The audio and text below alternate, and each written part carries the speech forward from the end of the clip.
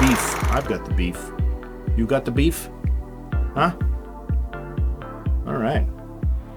Hello, everyone. Thanks for joining me. Today, we're going to talk about Beef Season 2. Now, if you haven't seen Season 1, you're going to be a little confused, maybe, but the short and skinny is a couple people have a chance meeting, things go poorly for them, they take it out on each other, and it escalates. This one kind of has the same thing happen in the cold open of the series, but it definitely goes in some interesting directions after that. Some good, some weird. As I was talking about the cold open, that was phenomenal. I was really hooked on this immediately right after the cold open was done. I wished it would have been able to keep that up. It did a phenomenal job creating the dilemma that I thought was going to be the engine for the rest of the show.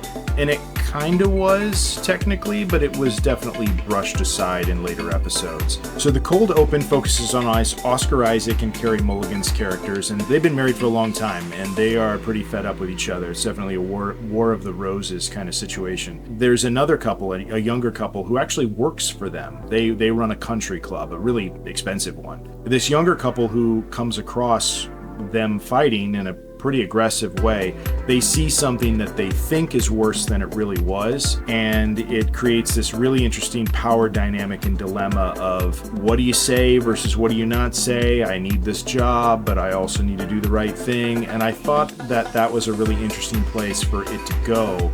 And it does explore that in the first couple of episodes pretty in depth. And so the show gets started off in a really, really good place. The majority of the cold opens in this series are pretty great, along with the cliffhangers at the end. So the show does a really good job propelling itself forward. The pace is nice. I loved the younger couple and then the older couple, Oscar Isaac and Carey Mulligan.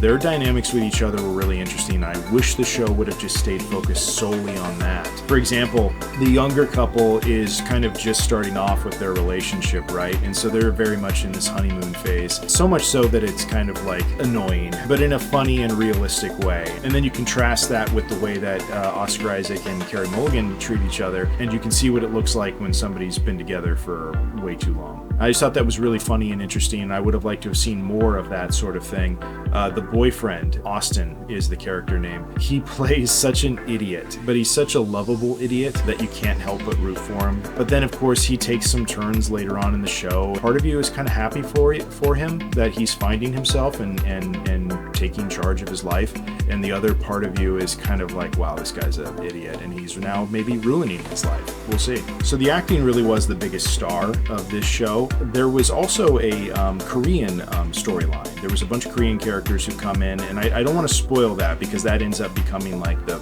biggest plot point of the show, but it definitely felt a little forced to me. The first season of Beef was this small, intimate look at these two characters who were just feuding, like, you know, Hatfield McCoy style, just back and forth, tit for tat, and I really liked that. I was expecting that to just be maybe a little bit more amplified because now we got two couples instead of just two people. This Korean storyline comes in and ends up kind of dominating the show. It gets kind of like convoluted, and it detracts, I think, from the promise of the premise, which was, for me, I just wanted to see more of this couple feuding and see the power dynamics of, you know, because now that we have this dirt on you, what are you going to do for me? Okay, well, if you push that too far, now I'm going to come back at you. Like, I just think that's a really interesting power dynamic to play with, especially in today's climate. And they didn't explore that quite enough for me. Another thing that was interesting about this season is it had a lot of gross out humor. And I do not want to spoil that at all because it is really disgusting.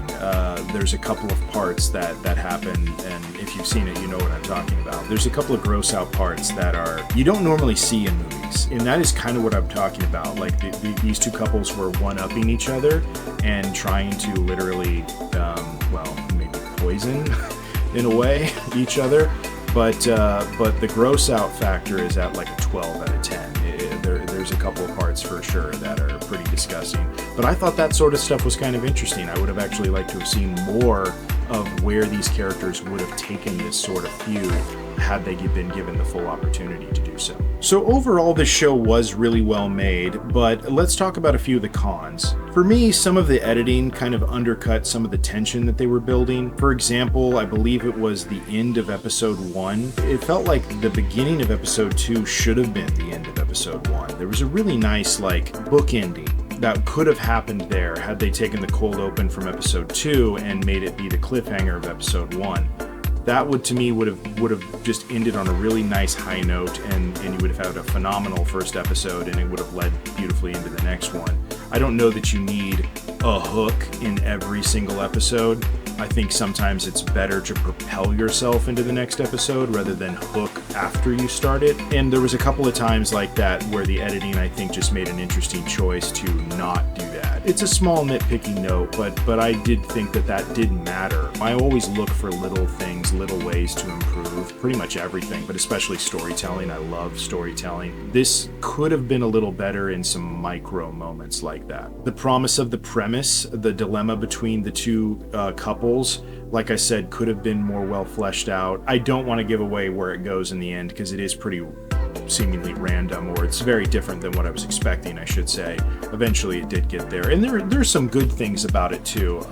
The direction it goes and the humor that it has and stuff like that in doing so. But overall, it just wasn't what I was expecting from season 1. Okay, so one kind of trigger warning. There is a part where a dog goes missing, and eventually it is found, and I don't know why people always have to show animals suffering in movies and shows. I'm not a big fan of it, but not that this one is a bad one. It's more like implied that the animal, went through some suffering. But that was kind of a hard part to watch. If you love dogs, if you've lost a dog recently, maybe, that part isn't for you. And it kind of happens right around the middle of the series. One of my biggest issues from a character point, and I think this actually can be blamed, more on the writing than anything else, was, I wrote this down, episode 7, the 28-minute mark. Carey Mulligan's character stumbles across a conversation that actually gives her enough information to get herself out of the dilemma that she's in. You can use coincidence to have your character stumble into something negative, but in order to use coincidence to have your character get out of trouble, that to me felt convenient, unearned, and as soon as it happened, I was like, oh, no. I had to make a note on that, because that was for me, that was almost like a cardinal rule that you don't break. So even though this show is pretty flawed, it still has a lot of good stuff about it. The acting's tremendous. There are some really great moments, some memorable parts. So yes, it is worth your time, but I want to know what you think. Did you like Beef Season 1, Season 2? Tell me about a time when you had beef with someone or something. That's really what I want to know. I want some juicy gossip about your beef in your life. Tell me in the comments below, like and subscribe, and I'll see you next time.